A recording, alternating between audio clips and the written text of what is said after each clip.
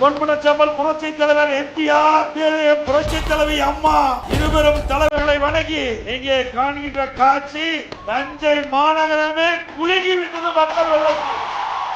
எங்கே பார்த்தாலும் மக்கள் வெள்ளம் தஞ்சை மாநகரத்திலே.